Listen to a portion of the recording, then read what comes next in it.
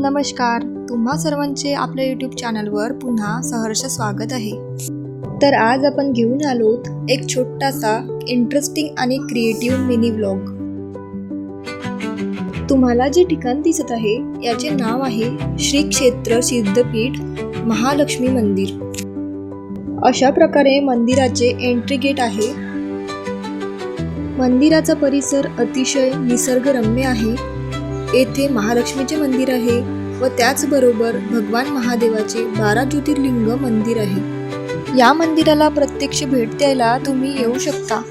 तुमचा अनुभव नक्कीच छान असेल। मंदिरातील दर्शन घेऊन झाल्यानंतर आपण कला दालन म्हणजेच आर्ट रूम कडे जाणार आहोत। सुरुवातीला ही सुंदर प्रार्थना लावलेली आहे। चला तर आतमध्ये प्रवेश करूयात।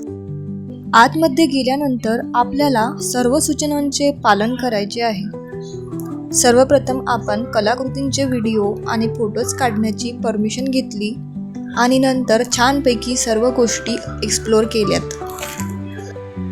व्हिडिओ घेताना आपल्या कॅमेरामध्ये कैद झाला या छोट्या मुलीचा हॅपीनेस आनंदी क्षण।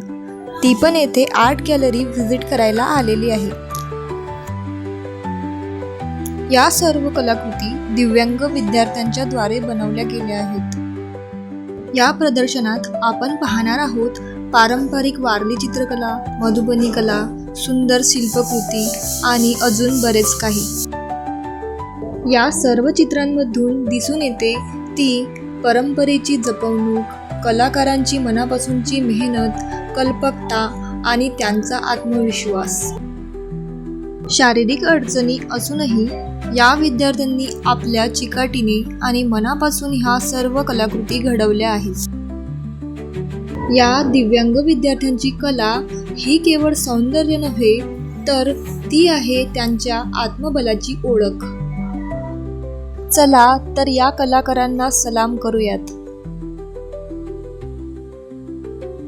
या सर्व कलाकृती आणि येथील विद्यार्थ्यांचे आत्मबल पाहून आपल्याला एक गोष्ट शिकायला मिळते की प्रत्येकाकडे काहीतरी टॅलेंट हे असतेच। आपण सर्वांनीच आपल्या कलागुणांना नेहमी वाव दिली पाहिजे। येथे आपण स्क्रीनवर बघू शकतो विद्यार्थी कशा प्रकारे कलाकृती घडवत आहेत।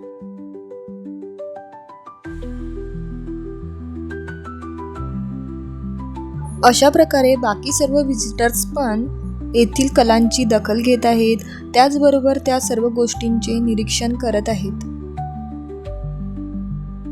तुम्ही कधी शेगावला आले तर या ठिकाणाला नक्की भेट देऊ शकता।